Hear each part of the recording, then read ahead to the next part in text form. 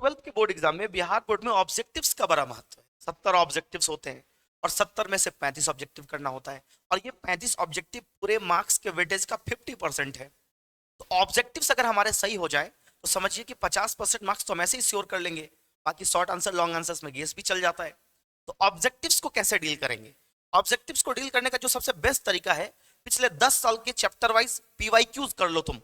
Maximum questions वहीं से आते हैं और मैक्सिमम मतलब अगर जो क्वेश्चन नहीं भी आएगा तो भी चिंता नहीं करने, क्योंकि 70 में से 35 ऑब्जेक्टिव हमको करना है। बात मैं बिहार बोर्ड के बच्चों के लिए कर रहा हूं। तो आज के वीडियो सेशन में हम लोग इलेक्ट्रोस्टैटिक्स 1 यानी हमारे क्लास 12 के फिजिक्स का chapter 1 electric charges and fields, इसके पीवाईक्यूज ऑब्जेक्टिव पीवाईक्यूज जो बिहार बोर्ड के लिए है उसको करने वाले हैं। इन 35 ऑब्जेक्टिव्स को करने के बाद मैं आपको ये 100% गारंटी के साथ कह सकता हूं कि इलेक्ट्रोस्टैटिक्स का ऑब्जेक्टिव यानी चैप्टर 1 का ऑब्जेक्टिव क्वेश्चन आपका नहीं छूटेगा। मैं ये गारंटी नहीं देता हूं कि सारे क्वेश्चंस इसी में से रहेंगे, लेकिन जितने क्वेश्चंस आपको करने हैं उतने क्वेश्चंस यहां से पक्का रहेंगे। आपको 70 में से सिर्फ 35 क्वेश्चन करना होता है। तो इलेक्ट्रोस्टैटिक्स 1 का अगर आप पिछले 15 साल का ऑब्जेक्टिव, पिछले 10 साल का ऑब्जेक्टिव, पिछले 5 साल का ऑब्जेक्टिव, ये चैप्टर के औकात पर डिपेंड करता है, इसको कर लेते हो, यकीन मानो बहुत अधिक बढ़ाने की आवश्यकता नहीं है। तो टाइम आपके पास काफी कम है, इसलिए हम लोग अभी लाइव क्लासेस भी कम ले रहे हैं। रिकॉर्डेड माध्यम से छोटे छोटे वीडियोस के माध्यम से आपको कॉन्सेप्ट पहुंचाने का काम कर रहे हैं। आप लगातार फास्ट ट्रैक रिवीजन कोर्स के वीडियोस को देखते रहिए। प्लेलिस्ट में जो छोटे छोटे वीडियोस ऐड हो रहे हैं, इलेक्ट्रोस्टैटिक्स के बहुत सारे वीडियोस ऐड हुए हैं, ऐसे और भी वीडियोस ऐड होंगे। बहुत सारे वीडियो 75 डे चैलेंज से लिए गए हैं। वहां पर मात्र 5 मिनट में एक पूरा का पूरा लॉन्ग आंसर की थ्योरी को और कॉन्सेप्ट को डिस्कस करने का हम लोगों ने काम किया है।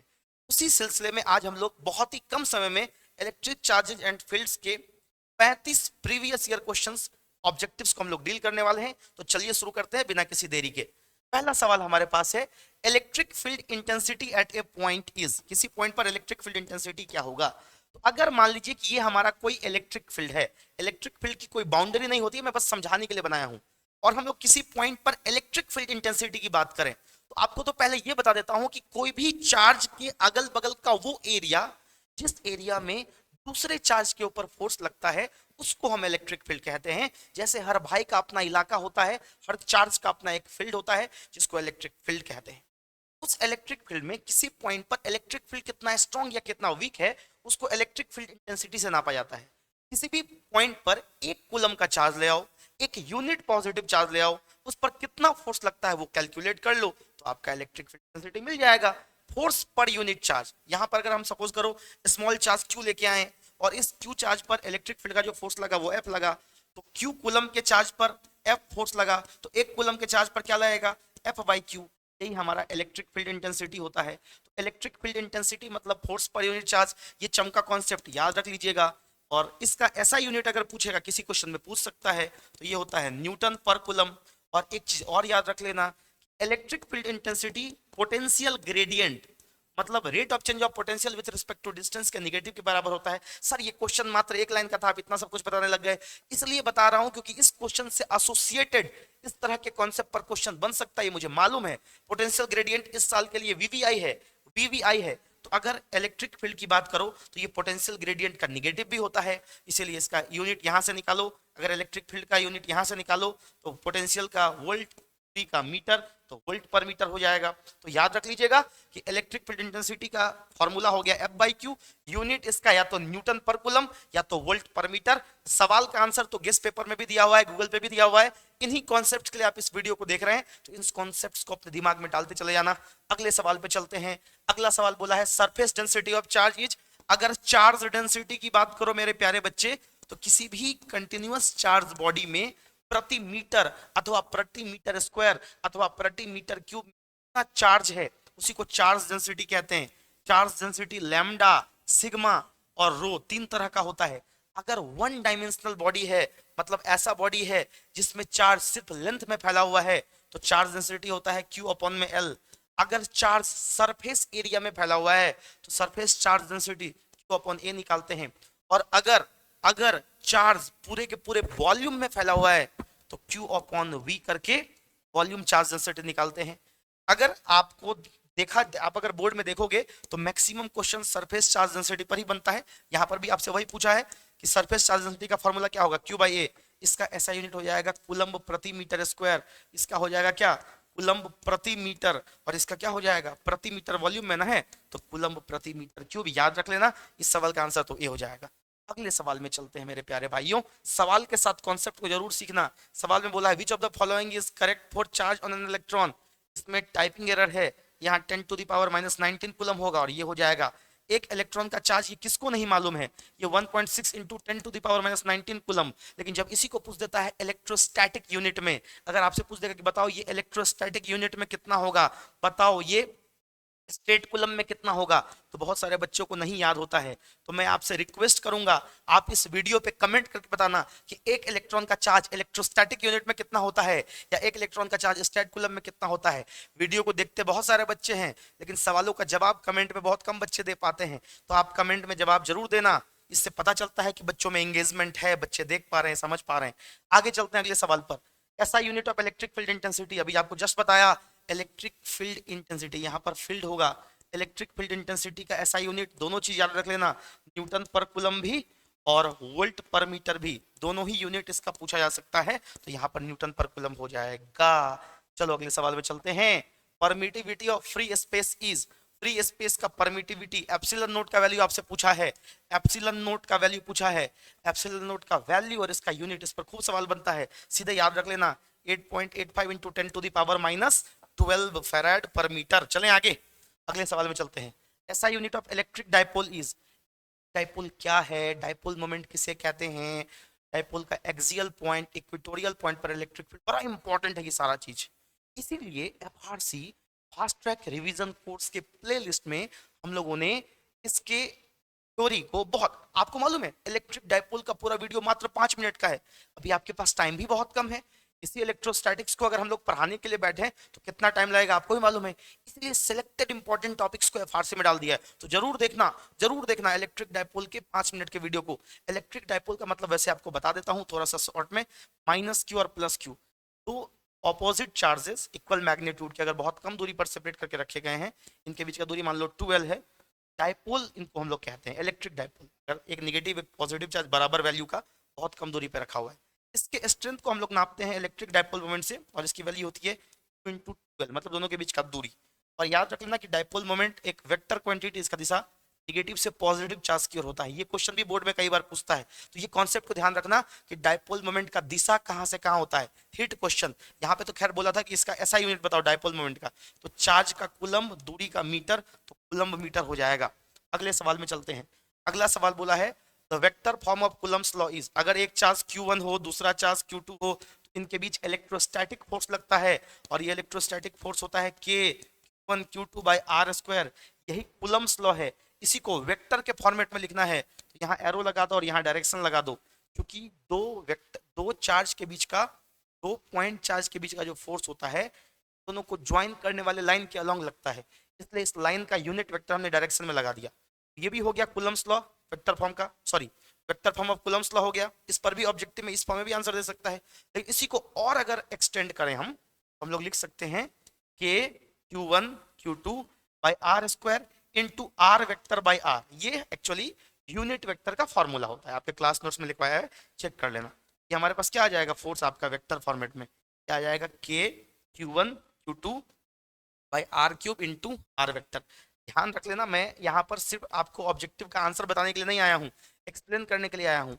इस फॉर्म में भी कई बार आंसर रह सकता है और इस फॉर्म में भी कई बार आंसर रह सकता है, दोनों फॉर्म को याद रखना। इसके अलावा हो सकता है के की जगह पे 1/4πε नोट करके 3 ऑप्शन दिया रहे और नीचे में ऑल ऑफ द अबव रहे। आंख खोल के सवाल को देखना, सीधे इसको टिक मत करना, और भी ऑप्शंस को जरूर चेक करना। ये वही लिखा हुआ है R³, ये वेक्टर के फॉर्म में मैग्नीट्यूड को लिखा है और कुछ अंतर नहीं है। आगे चलते हैं। अगले सवाल में बोला है कूलम्स थ्योरम इज, वैसे मैं इस सवाल को सही नहीं मानता हूं, इस सवाल में एक्चुअली होना चाहिए था the deduction of Coulomb's theorem is. Coulomb's theorem से इसमें से कौन सा एक्सप्रेशन मतलब डिराइव हुआ है, तो एक्चुअली कूलम्स लॉ कहता है F is equal to K/Q/R², यही कहता है ना। अगर मान लो हमारे पास कोई चार्ज Q है, तो हमने किसी स्फीयर को दिया, स्फीयर पर जो चार्ज दोगे वो कहाँ, उसके सरफेस पे आ जाएगा। और इसके सपोज करो R दूरी पर अगर हम दूसरा कोई स्मॉल चार्ज Q ले आते हैं, उस पर फोर्स लगेगा KQ/R², ये कूलम्स लॉ से आया। तो इलेक्ट्रिक फील्ड अगर निकालते तो क्या निकलता है, F/Q निकलता है ना। इलेक्ट्रिक फील्ड अगर एफ अपॉन में क्यू आएगा तो अगर आप इसको करोगे क्यू से क्यू कट जाएगा, यह आएगा के क्यू बाई आर स्क्वायर आएगा ना। देखो ना यहाँ पे एक स्मॉल क्यू पुट करोगे तो K Q Q by are square, और क्यू था तो के से क्यू कट गया। इलेक्ट्रिक फील्ड हमारे पास क्या आ गया, के क्यू बाई आर स्क्वायर। इस के को इलेक्ट्रोस्टैटिक कांस्टेंट को हम लोग ऐसे लिख सकते हैं 1/4 epsilon naught Q by are square. और इसको भी रीअरेंज अगर कर लो, इसको ऐसे लिख सकते हो Q by 4 pi R square into 1/एप्सिलॉन नॉट। देखो ना क्यू 4 पाई आर स्क्वायर को एक तरफ लिख दिया, 1/एप्सिलॉन नॉट का अलग, Q by 4 pi R square. ये अगर आर रेडियस का स्फीयर है, स्फेरिकल कंडक्टर है, या कोई मतलब अंदर में खोखला है, हॉलो स्फेरिकल कंडक्टर है, तो इसका जो पूरा का पूरा चार्ज है सरफेस पर जाकर के बैठ जाता है। तो चार्ज बट्टा एरिया, ये 4 पाई आर स्क्वायर क्या है, इस स्फेरिकल कंडक्टर का एरिया है। इसको हम लोग लिख सकते हैं चार्ज बट्टा एरिया टू 1/एप्सिलॉन नॉट। चार्ज बट्टा एरिया क्या आ जाएगा, सिग्मा, मतलब सरफेस चार्ज डेंसिटी, ये क्या हो गया सिग्मा बाई एप्सिलॉन नॉट। तो ये E is equal to sigma by epsilon naught. ये कूलम्स के थ्योरम से ही डिराइव हुआ है, डिड्यूस हुआ है, लेकिन ये कूलम का थ्योरम नहीं है। तो ये सवाल फंडामेंटली गलत है, लेकिन प्रीवियस ईयर में पूछा हुआ है, तो इसलिए मैंने इसको आपके सामने एक्सप्लेन किया है। इसमें क्वेश्चन होना चाहिए था the deduction from Coulomb's theorem is, और फिर इसका आंसर हम लोग लेते तो ये आता। अगले सवाल पे चलते हैं। बोला है the value of 4 pi epsilon not is 1/4 pi epsilon not जो होता है ये इलेक्ट्रोस्टैटिक कांस्टेंट के बराबर होता है, और इसकी वैल्यू तो हम लोगों को मालूम है। ये क्या होता है 9 × 10⁹ न्यूटन मीटर स्क्वायर पर कूलम स्क्वायर। आगे चलते हैं। अगले में बोला है dimension of charge is, Lalu Yadav की 6 बेटी, चार्ज का डायमेंशन 80। याद रख लेना करंट आई बराबर होता है charge phloem by time taken. यहाँ से अगर चार्ज निकालोगे तो चार्ज बराबर क्या हो जाएगा आई इंटू टी, और करंट का डायमेंशन क्या होता है ए, टाइम का टी, तो ए टी हो जाएगा। हो सकता है किसी सवाल में आई टी के फॉर्म में ही दिया रहे आंसर, वो भी सही है। करंट के डायमेंशन को आई से भी दिखा सकते हैं और ए से भी दिखा सकते हैं। यहाँ तक अगर समझ में आ रहा है तो वीडियो को लाइक कर देना। Unit of epsilon note is farad पर मीटर। आपको मालूम है कैपेसिटेंस बराबर क्या होता है एप्सिलॉन नोट ए अपॉन डी, पता है ना, एप्सिलॉन नोट ए अपॉन डी। यहीं से आप एप्सिलॉन नोट का डायमेंशन निकाल लीजिएगा तो फेराड पर मीटर आ जाएगा। आगे चलते हैं, ठीक है। आगे बोला है which of the following has unit volt पर मीटर। वोल्ट पर मीटर, वोल्ट पर मीटर किसका यूनिट है, अभी अभी आपको बताया। E इज इक्वल टू क्या होता है minus D V by D R, या E इज इक्वल टू क्या लिख सकते हैं minus delta V by delta R. मतलब इलेक्ट्रिक फील्ड जो होता है potential gradient, what is potential gradient, rate of change of potential with respect to distance. Distance के साथ वोल्टेज के चेंज होने के रेट को पोटेंशियल ग्रेडियंट बोलते हैं, इसके बराबर होता है। यहाँ पर हमारा क्या हो जाएगा इलेक्ट्रिक फील्ड इंटेंसिटी का यूनिट हो जाएगा वोल्ट पर मीटर। आगे चलते हैं। The quantum of electric charge in ESU is, ठीक है। तो मैं यहाँ पर आपको बोलूंगा कैलकुलेट करने के लिए। देखिए आपको मैंने अभी क्वेश्चन एक होमवर्क भी दिया है इवन। एक इलेक्ट्रॉन पर जो चार्ज होता है वो 1.6 × 10⁻⁻19 कूलम होता है। इसी को इलेक्ट्रोस्टैटिक यूनिट में कन्वर्ट करना है, तो ये मैं आप पर छोड़ रहा हूँ, मैंने आपको होमवर्क भी दिया है। क्वांटम का मतलब ये समझ जाओ, क्वांटम का मतलब क्या होता है ना, मैं क्वेश्चन को एक्सप्लेन कर देता हूँ। इलेक्ट्रोस्टैटिक्स में ना सबसे छोटा जो फिजिबल पॉसिबल चार्ज है वो इलेक्ट्रॉन है। बाकी सारी चीजों पर इलेक्ट्रॉन के टर्म में ही चार्ज होता है 1e 2e 3e 4e। इसलिए एक इलेक्ट्रॉन के चार्ज को हम लोग कहते हैं 1 क्वांटम ऑफ चार्ज। क्या बोलते हैं 1 क्वांटम ऑफ चार्ज। तो कूलम्स में तो आपको मालूम है कि ये 1.6 × 10⁻⁻19 कूलम होता है। इसके अलावा चार्ज के और भी जितने भी यूनिट्स हैं मैं आपसे रिक्वेस्ट करूंगा उन सारे यूनिट्स में, आपके क्लास नोट में मैंने लिखवाया हुआ है कि 1 कूलम कितने स्टैट कूलम के बराबर होता है और कितने ESU के बराबर होता है। आपसे मैं रिक्वेस्ट करूंगा कि इसको कन्वर्ट कर लें आप अलग अलग यूनिट में, और एक इलेक्ट्रॉन यानी एक क्वांटम चार्ज का वैल्यू कितना होता है ये कमेंट करके आप जरूर बताएं। आप जब इसको कन्वर्ट करोगे तो इसका आंसर आएगा 4.78 × 10⁻⁻10, ठीक है। इसमें ESU में आप प्लीज एक बार चेक कर लेना और कंफर्म होकर बताना। कोलंबियन फोर्स इज, दो चार्ज के बीच लगने वाला फोर्स ही कोलंबियन फोर्स होता है। और कोलंबियन फोर्स जो होता है एक तो सेंट्रल फोर्स होता ही होता है, बिल्कुल होता है सेंट्रल फोर्स, क्योंकि दोनों को ज्वाइन करने वाली लाइन के अलॉन्ग लगता है। और अच्छा और भी कुछ ऑप्शंस चेक करना पड़ेगा यहाँ पर, क्यों ऐसे भी दिया हुआ है both A and B। Electric force भी होता है, तो इसका आंसर C हो जाएगा। बोथ सेंट्रल फोर्स सेंटर की ओर लगता है और इलेक्ट्रिक फोर्स तो है ही। अगले सवाल में चलते हैं। अगला सवाल बोला है specific charge of an electron is. Specific charge का मतलब होता है चार्ज किसी भी चीज का अगर स्पेसिफिक चार्ज निकालना हो, किसी भी बॉडी का अगर स्पेसिफिक चार्ज निकालना हो, specific charge is equal to होता है charge by mass, charge upon mass. Electron का charge, specific charge E upon m। Electron का मास आपको मालूम है, इलेक्ट्रॉन का चार्ज आपको मालूम है, इसको कैलकुलेट करिए और कमेंट करके बताइए। क्वेश्चन में कैलकुलेशन का है, आपके लिए छोड़ रहा हूँ। अगले सवाल पे चलते हैं। अगला सवाल बोला है electrostatic field is, conservative field होगा इलेक्ट्रोस्टैटिक फील्ड, सीधी सी बात है, हमेशा कंजर्वेटिव फील्ड होगा। कंजर्वेटिव फील्ड का मतलब होता है वैसा फील्ड जिसमें वर्क डन पाथ पर डिपेंड ना करे। जैसे इलेक्ट्रिक फील्ड में अगर दो पॉइंट है, एक पॉइंट ए है और एक पॉइंट बी है, ए से बी अगर किसी चार्ज को तुम इस रास्ते से ले जाओ, फर्स्ट रास्ते से या सेकेंड रास्ते से या थर्ड रास्ते से, तीनों रास्ते का वर्क डन सेम होगा, क्योंकि इनिशियल पॉइंट और फाइनल पॉइंट सेम है। कंजर्वेटिव फील्ड का मतलब होता है वैसा फील्ड जिसमें वर्क डन सिर्फ इनिशियल और फाइनल पॉइंट पर डिपेंड करता है, उसको हम लोग बोलते हैं कंजर्वेटिव फील्ड। इलेक्ट्रिक फील्ड एक कंजर्वेटिव फील्ड है, ध्यान रखना इस पर, ठीक है। आगे चलते हैं। आगे बोला है वन स्टेट कूलम इक्वल्स, ठीक है, वन स्टेट कूलम्स किसके इक्वल होता है? वन स्टेट कूलम, फिर से वही बात है, मैंने आपको होमवर्क में ही ये दिया है तो मैं यहाँ पे आपको नहीं बताऊंगा। एक स्टेट कूलम, एक ईएसयू, एक फ्रैंकलिन कितना होता है, ये सब आपको कमेंट करके बताना है। वन फेराडे में कितना चार्ज होता है, ये आपके क्लास नोट्स में लिखवा रखा है, प्लीज अपने क्लास नोट्स को देखिएगा। और जैसा कि मैं आपको हर वीडियो में एक होमवर्क देता हूं, मैं यहाँ पे आपको होमवर्क दे रहा हूं, आपको बताना है कमेंट करके चार्ज का सबसे बड़ा यूनिट कौन सा है, चार्ज का सबसे छोटा यूनिट कौन सा है, एक कूलम में कितना ईएसयू होता है, एक कूलम में कितना स्टेट कूलम होता है, ये तमाम चीजें आपको कमेंट करके बतानी है। आपके क्लास नोट्स में लिखवा रखा है, आपको कमेंट करके बताना है कि which is the largest unit of charge, which is the smallest unit of charge. ऐसा यूनिट तो आपको मालूम है कूलम है। वन ईएसयू वन स्टेट कूलम में क्या रिलेशन है, वन कूलम और वन स्टेट कूलम में क्या रिलेशन है, ये सब एक्चुअल बातें हैं, याद करने वाली बात है, इसको एक्सप्लेनेशन नहीं लगेगा। अगला सवाल है force between two charge particles situated at A distance is F. दो चार्ज पार्टिकल है, यहाँ पर देखो के बीच का जो डिस्टेंस है आर है, एक चार्ज Q1 है, एक चार्ज Q2, इनके बीच का फोर्स क्या होगा, के Q1 बाई आर स्क्वायर। अब बोला है if distance between the two is made half, अगर इनके बीच की दूरी को आधा कर देते हैं, फोर्स पर क्या असर पड़ेगा, फोर्स 4 गुना हो जाएगा, क्योंकि आपको मालूम है कि फोर्स जो होता है वो दूरी के स्क्वायर के इनवर्सली प्रोपोर्शनल होता है। तो अगर दूरी को घटाओगे तो फोर्स बढ़ेगा, दूरी को आधा कर रहे हो तो फोर्स उसका स्क्वायर टाइम्स बढ़ेगा, मतलब 4 टाइम्स बढ़ेगा। अब करके देख लेते हैं, के बीच की दूरी को हमने कम कर दिया, आधा कर दिया, Q1 Q2 है, अब नया दूरी R डैश जो है ये क्या है, पहले का आधा, नया फोर्स F डैश क्या हो जाएगा, K, चार्ज तो वही रहेगा Q1 Q2 by R dash का स्क्वायर, R डैश का स्क्वायर यानी K Q1 Q2 by R by 2 उसका स्क्वायर, यानी K Q1 Q2 by are square by 4, यही 4 पलट के ऊपर चला जाएगा, ये हो जाएगा 4K Q1 Q2 by are square, यानी 4 इंटू एफ। सीधे याद रख लो ना कि अगर डिस्टेंस को आधा करोगे तो फोर्स 4 गुना होगा, अगर डिस्टेंस को 1/3 करोगे तो फोर्स 9 गुना होगा, डिस्टेंस को 1/4 करोगे तो फोर्स 16 टाइम्स होगा। अगर चार्ज और बाकी चीजें कांस्टेंट रही तो इसका आंसर सीधे 4F हो जाएगा। अगले सवाल में चलते हैं।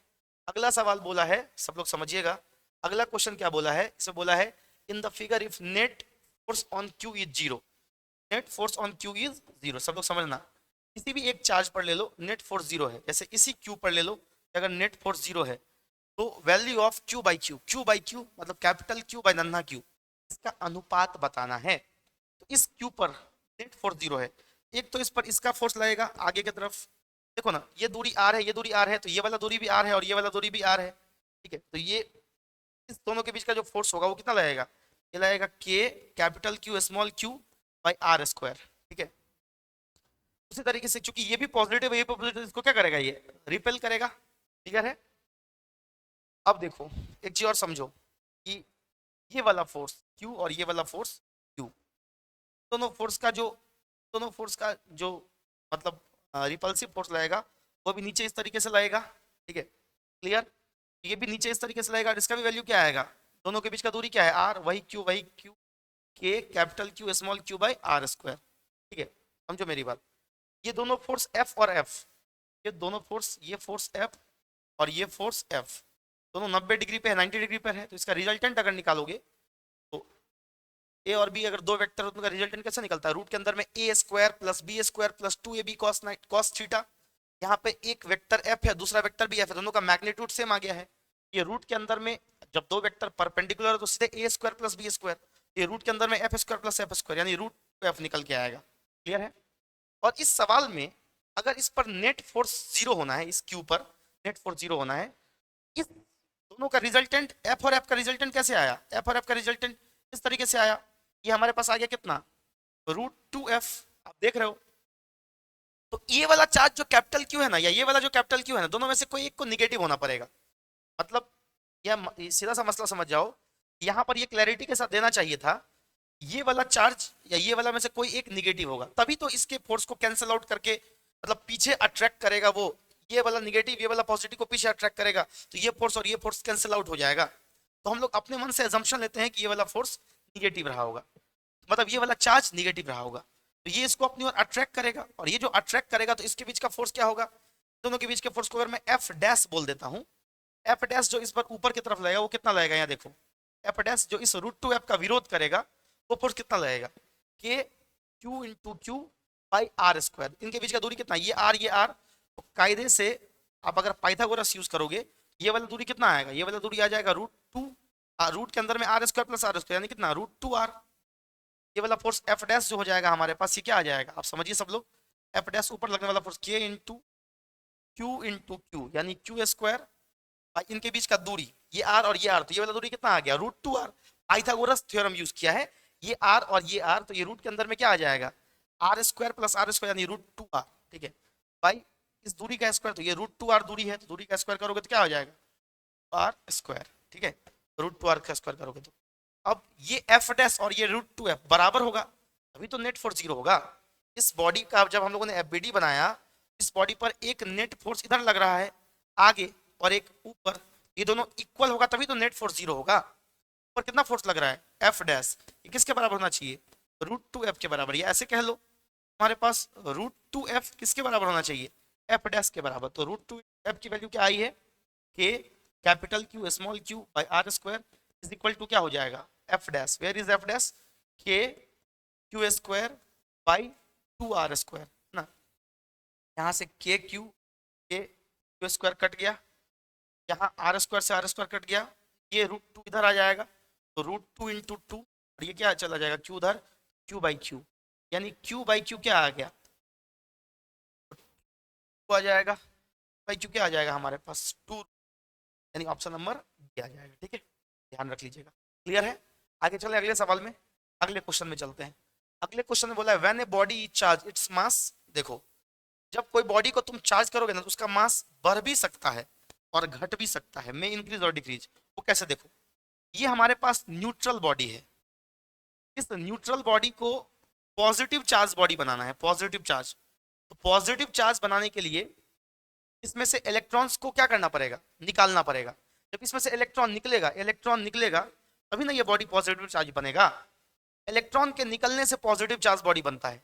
अगर इलेक्ट्रॉन निकला, अगर एक इलेक्ट्रॉन निकला तो एक इलेक्ट्रॉन के बराबर मास कम हो जाएगा, दो निकला तो दो के बराबर मास कम, हालांकि इलेक्ट्रॉन का मास बहुत कम होता है, लेकिन इलेक्ट्रॉन निकला तो उस इलेक्ट्रॉन के बराबर का मास कम तो होगा ना, इस केस में मास क्या हो जाएगा, डिक्रीज करेगा। अब अगर इसी बॉडी को अगर सपोज करो कि हमको निगेटिव बनाना था, तो निगेटिव कब बना होगा, जब इसमें बाहर से इलेक्ट्रॉन आया होगा, अगर इलेक्ट्रॉन आए, हालांकि इलेक्ट्रॉन का मास बहुत कम होता है लेकिन जो भी होता है उतना मास तो बढ़ गया, तो अगर किसी बॉडी को पॉजिटिवली चार्ज करोगे तो उसका मास घटेगा और निगेटिवली चार्ज करोगे तो उसका मास बढ़ेगा। इसका आंसर हो सकता है मे इंक्रीज और डिक्रीज। अगले क्वेश्चन में चलते हैं। अगला क्वेश्चन बोला है the electric field at A point near an infinite thin sheet of charge conductor, infinite thin sheet of charge conductor है, इसके बगल में इलेक्ट्रिक फील्ड का फॉर्मूला क्या होता है, sigma by epsilon naught N cap, N cap इसलिए क्योंकि इलेक्ट्रिक फील्ड हमेशा इसके परपेंडिकुलर होता है सरफेस के, sigma by epsilon not be इसका आंसर हो जाएगा। अगले सवाल में चलते हैं। अगला सवाल बोला है unit of surface charge density, surface charge density का यूनिट क्या होगा, सिग्मा बराबर क्यू बाई ए, अभी अभी आपको बताया, इसका यूनिट क्या हो जाएगा कूलम्ब प्रति मीटर स्क्वायर, आई थिंक कहीं पे टाइपिंग एरर है, कूलम्ब मीटर दिया हुआ है, इसको मैं कूलम्ब पर मीटर स्क्वायर करके इसका आंसर डी कर देता हूँ, याद रखिएगा इसका आंसर होता है कूलम्ब पर मीटर स्क्वायर, ठीक है। अगले सवाल में चलते हैं, वीडियो को लाइक कर दीजिएगा, अभी बहुत अधिक क्वेश्चंस नहीं करने, मैं आपको बता रहा हूँ लास्ट मोमेंट पर ना सेलेक्टिव चीजों को पढ़ना होता है, तो पीवाईक्यूज कर लो, पीवाईक्यूज में से ही मैक्सिमम क्वेश्चन रहता है, और आपको कौन से 70 में से 70 क्वेश्चन बनाना है। अगर मान लो कि 5 क्वेश्चन आपके पीवाईक्यू में से नहीं है, कोई दिक्कत नहीं है, छोड़ देंगे उसको, 35 क्वेश्चन ही हमको बनाना है 70 में से, एकदम रिलैक्स होकर के सारे चैप्टर का पीवाईक्यू ऑब्जेक्टिव कर लो, और मैं करवा दूंगा सारे चैप्टर का, एक एक सारे चैप्टर का करवाऊंगा। करंट इलेक्ट्रिसिटी का करवाया हूं, अभी इलेक्ट्रिक चार्ज एंड फील्ड्स का करवा रहा हूं, इसके बाद इलेक्ट्रोस्टैटिक पोटेंशियल एंड कैपेसिटेंस का करवाऊंगा। जितने भी चैप्टर सिलेबस में हैं सबका मैं वन बाय वन बिना हड़बड़ाए हुए एक एक करके ऑब्जेक्टिव्स करवा दूंगा। वीडियो सेशन या थ्योरीज में अभी बहुत अधिक पढ़ने की जरूरत नहीं है। जो जो मैं छोटे छोटे टॉपिक्स का वीडियो मैं प्लेलिस्ट में ऐड कर रहा हूं, मैं एक भी फालतू वीडियो ऐड नहीं करूंगा, सिर्फ उनको आपको देखते चले जाना है। और याद रखिएगा 2023, ये वीडियो वैसे 2024 में अभी चल रहा है, बट इससे पहले 2023 में हम लोगों ने संपूर्ण फिजिक्स करके क्लास लिया था, जिसमें बिहार बोर्ड में पूछे जाने वाले लगभग सारे शॉर्ट आंसर टाइप क्वेश्चंस को एक सिंगल वीडियो में करा दिया था।